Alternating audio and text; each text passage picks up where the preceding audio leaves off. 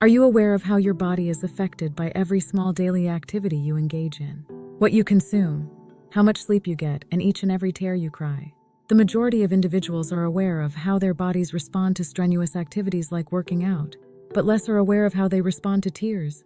Greetings and welcome back to Bestie viewers. You may not be aware of the physical effects of crying, even though you are usually worried about the mental causes and effects of it. People do not always cry when they feel sad. They are an expression and defense mechanism used by your body. They have more effects on your body than you may realize. We'll explain what happens to your body when you weep in today's video. Watch to the end to find out about everything from eliminating pollutants to strengthening your bond, protecting your eyes, elevating your mood, preventing infections, and more. Reduces tension. Reduces tension. The only other animal that can cry is the human, but scientists are still unsure of the precise relationship between our emotions and the physical act of sobbing. Why do we cry during times of happiness and occasionally of sadness? Blubbering may have the advantage of easing the physical strain that comes with being agitated. Typically, crying starts right after the body's peak arousal and parasympathetic activity rises. This aids in restoring balance to the body. Put another way, crying happens as your body shifts from a peaceful rest and digest state to an aroused fight or flight state. What stresses you out the most in your day-to-day life? Tell us right away in the comments box below. Eliminates toxins. Eliminates toxins. Research has indicated that tears assist the body in getting rid of harmful substances. It was discovered that there are certain chemical distinctions between irritant tears, like those produced by slicing onions, and emotional tears. Emotional tears have a larger protein content, which could be the result of stress byproducts being released. However, these findings haven't been confirmed subsequently, partly due to the difficulty of conducting lab-based research on this. Getting people to cry spontaneously in response to emotional cues while holding back their emotions is extremely difficult.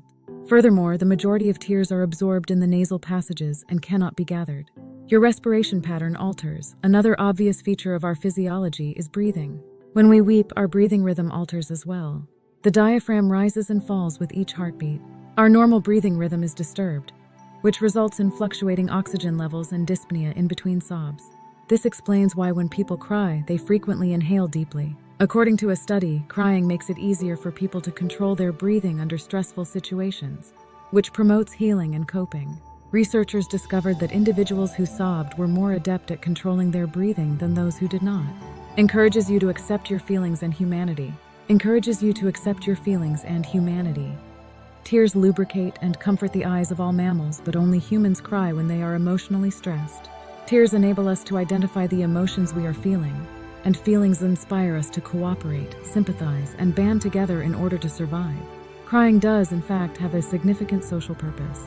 It conveys the resilience and essence of bonds, arousing compassion and even support. It brings people closer to one another. Advantageous for your eyes.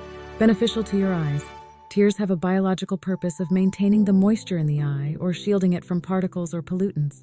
From this fundamental biological process, emotional tears have developed into something more complicated that can happen for just emotional, as opposed to physiological causes. However, dry eyes, which can hurt and possibly cause vision loss, can develop in peepers that aren't hydrated by tears. However, excessive sobbing can actually irritate the eyes, which is why, following a particularly intense crying session, they become red and swollen.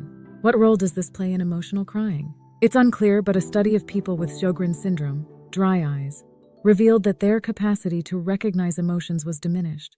Are you intrigued yet? Don't forget to hit the subscribe button to receive all of our amazing bestie content and join our millions of followers. Elevates your mood. For many people, crying is a sign of sadness. Elevates your mood. However, since emotional tears cause the release of stress hormones, crying actually helps elevate your mood. Weeping reduces stress levels, which improves sleep quality and fortifies the immune system. After a good weep, your body should release these chemicals and you should feel better than before. A lump forms in your throat. A lump forms in your throat. A lump in the back of the throat is frequently a warning indication that a crying fit is about to happen. According to researchers, it results from a conflict between the parasympathetic and sympathetic nervous systems over the glottis, or space between the vocal folds. It frequently happens when someone is attempting to contain their tears. The flight or fight response in the body is managed by the sympathetic nervous system.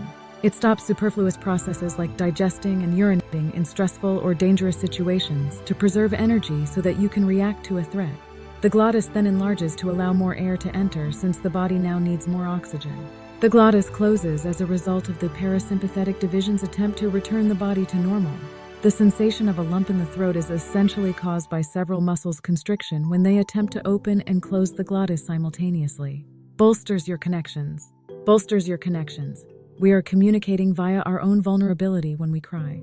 Crying with encouraging people might be an indication that we're close to them, which encourages empathy and an emotional bond. We strive not to cry in front of strangers because we don't like to display our frailty to them.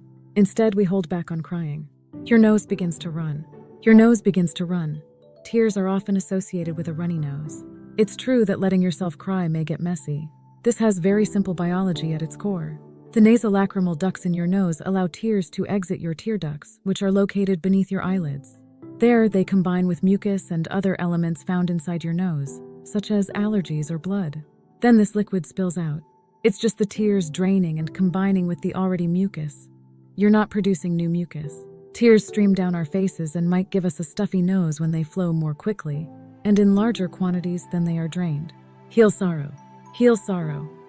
If you have ever experienced the mourning process, you are aware that each step requires time to go through. You can get through every stage of sadness by crying.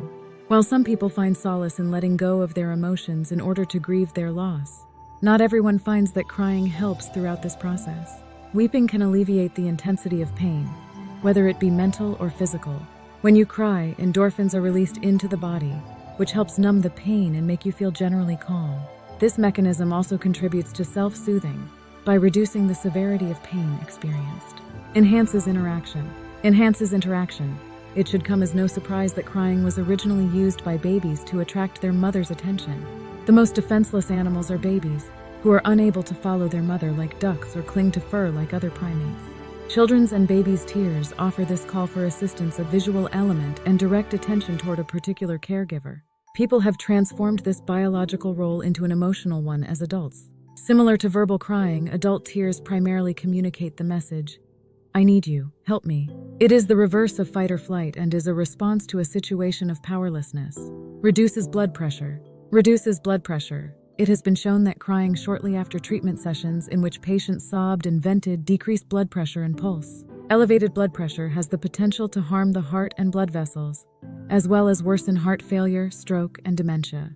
Moreover, it lowers the body's amount of manganese, a mineral that influences mood and is present in tears in much higher concentrations than in blood serum. High manganese levels have been linked to hostility, anxiety, and irritability. Your health can be seriously harmed by high blood pressure. Thus, it's critical to identify the warning signals when it's elevated. Watch the video 9 Signs of High Blood Pressure You Should Never Ignore to learn more about these symptoms. Let's go back to the reasons why crying is healthy for your body and mind. Combats infection. Combats infection. Your eyes may get dry if you don't cry for an extended period of time. Inability to resist infection and discomfort are 2 consequences of dry eyes. Your eyes will become more lubricated when you cry, which will reduce irritation and prevent infection. Obtains the assistance you require. Obtains the assistance you require. When you're depressed, you could choose to withdraw or just keep your troubles from people around you hidden. Cry, nevertheless, can let others close to you know that you're in need of assistance. Crying for help doesn't end in infancy and can last well into maturity. You can expand your network of support when people perceive that you're having difficulties. Restores emotional equilibrium. Restores emotional equilibrium. You may genuinely feel better and lighter after a good weep. Stressors are released from the body and your mind feels considerably calmer, which is why most of us feel like sleeping afterward. However, if you or someone you know cries easily, you should exercise caution. This may indicate mental discomfort and necessitate seeking medical attention. In summary, the next time someone criticizes you for sobbing, ignore them since it's all for your own mental health. While crying occasionally is healthy for you, crying a lot over little things might also be an indication of deeper mental health problems. Your body will send out even more signals if you are experiencing mental health issues. Watch this to find out more about these signs. Either 5 indices of depression that should never be ignored, or 7 warning signs you are emotionally and mentally tired. So if you want to improve your mental health, feel free to watch one or both of the films. What triggers your most frequent tears? Tell us in the space provided for comments below.